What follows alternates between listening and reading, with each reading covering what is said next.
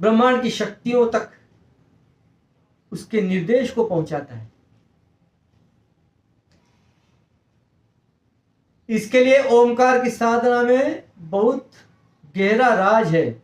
इसको धीरे धीरे कोशिश करते हुए करना।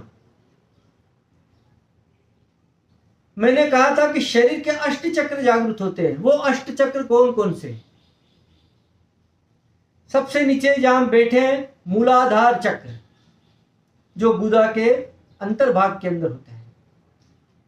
मूलाधार, मूल आधार, मूलाधार चक्र। उसके बाजू में स्वाधिष्ठान चक्र। मूलाधार चक्र के शून्य नाड़ी के बाजू में स्वाधिष्ठान चक्र। उसके ऊपर मणिपुर चक्र, नाभि के बिल्कुल पास में होता है मणिपुर चक्र। मणिपुर चक्र। उसके बाद हृदय के बाजू में अनाहत चक्र, हृदय चक्र, अनाहत और हृदय चक्र। उसके ऊपर आप आएंगे कंधे के पास, गर्दन के पास, जहां पर पंच नाड़ियां ऊपर से लेकर मस्तिष्क से लेकर तो नीचे तक प्रवाहित होती है। इसे कहते हैं विशुद्धि चक्र। विशुद्धि चक्र का स्थान है गर्दन के बिल्कुल यहां पर समीप।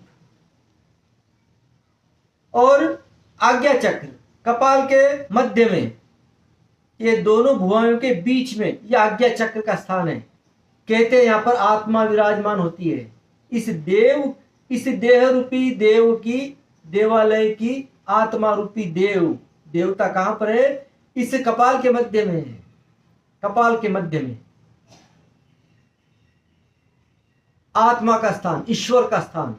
क्योंकि आत्मा ईश्वर का अंश माना जाता है, इसके लिए वो आत्मा समान ही है, वो आत्मा ईश्वर समान ही है। इसके लिए इसको देव का स्थान कहा जाता है। आत्मा का स्थान कहा जाता है जहां पर हम तिलक लगाते हैं। वो तिलक आत्मा को लगाया जाता है, देव को लगाया जाता है। उसके ऊपर तालु, जो कपाल के ऊपर तालु, मस्तिष्क के ऊपर का हिस्सा, ये तालु होता है। यहां पर कमल चक्र, सहस्त्रार चक्र, जो कमल रूपी होता है। जब आप